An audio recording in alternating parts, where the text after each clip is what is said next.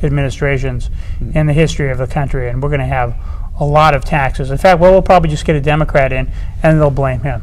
Well, you know, the interesting thing is if you go back to the first Clinton budget, and everybody, you know, the Republicans loved Clinton. They loved Hillary. They loved Bill. Those are their two favorite people. That's why they said, ooh, government's too big. It's too awful. We've got to have a Republican revolution.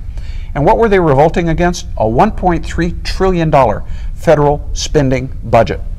Today, under George Bush II, we have a $2.7 trillion. They have doubled federal spending. If you thought Hillary was bad on spending, and you thought Bill Clinton was bad on spending, George Bush Jr. double spending. And just so you know, if you're a normal Republican, somebody that really wants small government, George Bush isn't your friend. He's a big government, tax and spend, borrow and spend, social spending, economic spending, rhino, Republican in name only. And you belong with the Libertarians if you want to make government small and you want to reduce taxes. And we found a lot of people, normal, everyday, blue-collar, shirt sleeves, good Republicans belong with Libertarians, and we belong with them. And a lot of Democrats also responded to that message as well in Massachusetts during your campaign, and also the campaign to end the income tax in Massachusetts. We did. One of the things, a lot of people believe just because you're in Massachusetts, everybody's liberal. Well, the Boston news media is mega socialist liberal, and they have a big government point of view. But there are a lot of good-hearted, hard-working, good families, good people, gun owners, tax cutters, and a lot of them are Democrats. Blue-collar workers, carpenters, electricians, barbers, cab drivers, small business owners, and they voted for our ballot initiative to end the income tax. There's something called the anti-Big Brother kind of liberals. Now, those aren't the people that are in control of the Democratic Party, but there's a lot of them.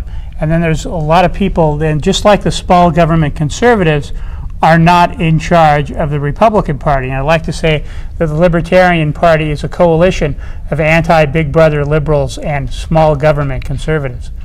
I think there's a lot to be said for that. I think that the best parts of the Democrat point of view is their civil liberties, which they get from libertarians. And the best part of the good Republican platform is private enterprise, a free market. And free markets and civil liberties is what libertarians are about. Small government means your decisions are in your hands, not the government's. That it's your decision what kind of values to bring your family up in, what kind of church to go to, what kind of community to live in.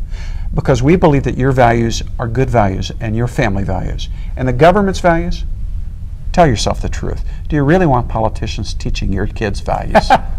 Yeah, on either side.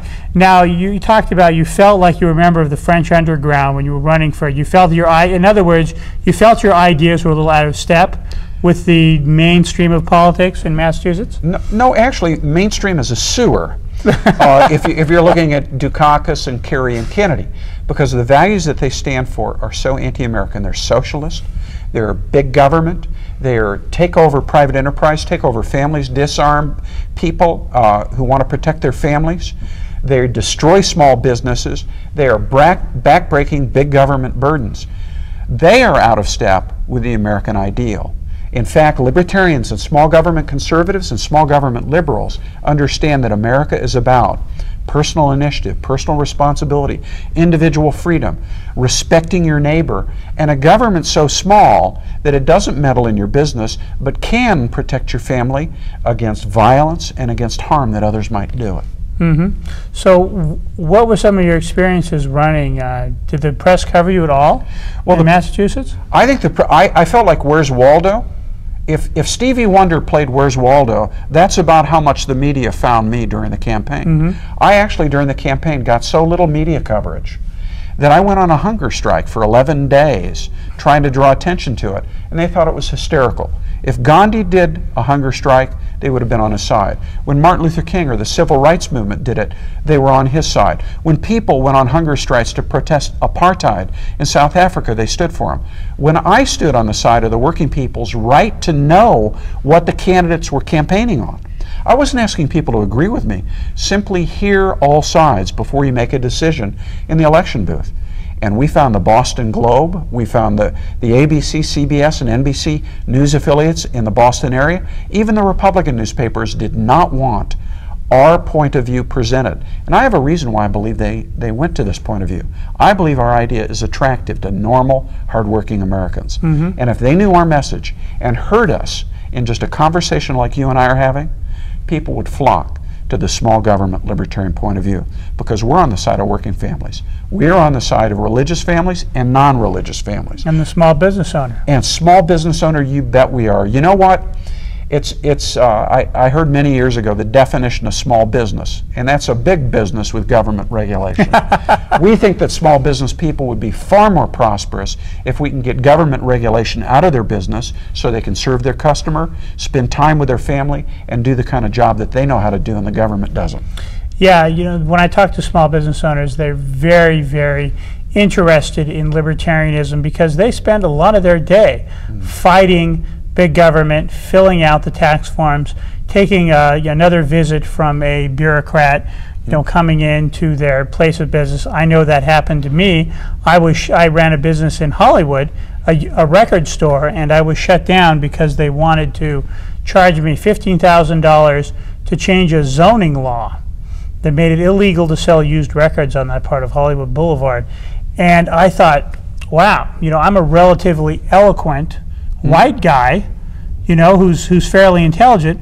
What about some of the other people from minority communities that aren't as adept at dealing with government bureaucrats as I was? You're absolutely right. How much, that's when I realized that poverty was a government program, because the best way to go from being poor to middle class or middle class to rich is by starting your own business. And they've made it so difficult with all the regulations, all the taxes. I had them come in and impose fine after fine after fine. And then also this was after my divorce, I was living in the back of the store to try to get it going. They were coming in and hassling me about that. And I mean, I just thought, wow, how much trouble am I having just trying to make a living here? Absolutely. And I realized that's how people get poor. And what were you doing? You were supporting yourself, not being a burden on other taxpayers. And trying to provide jobs for the community. You were providing jobs for the community, and you're offering people low-price records. A lot of people who might not be able to afford records could afford used records.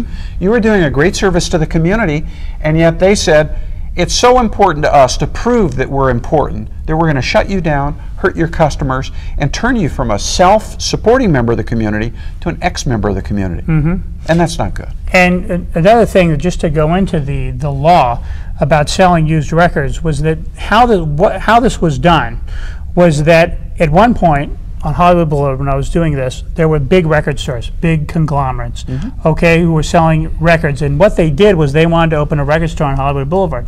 They didn't want a mom and pop used record store opening up next door to them. So they gave money to one of the campaigns of the politicians and said, okay, with an agreement that they would make selling used records illegal on at least that stretch of Hollywood Boulevard. Now, since then, they don't even sell records anymore, they sell CDs. Yes. But they were still applying this law to me because then taxes. Yes. They could charge me taxes. And they could give these zoning companies, these zoning regulation bureaucrats jobs, basically, and they were doing nothing. So, and this happens all the time to businesses that are not politically connected, people who don't give money to candidates. Why should you have to bribe your way for the right to do business and serve your community and support yourself? That is the American dream, is owning your own business, starting your own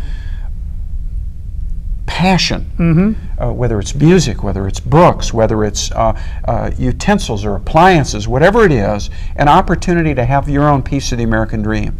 And here they wanted to take it away from you. And that's where you get to the basis of the libertarian philosophy, and that the solution to problems like poverty and other problems is to make the individual more powerful, to give the individual more economic power rather than give the government more power to do this or that. And that's what you hear the Republicans and Democrats saying.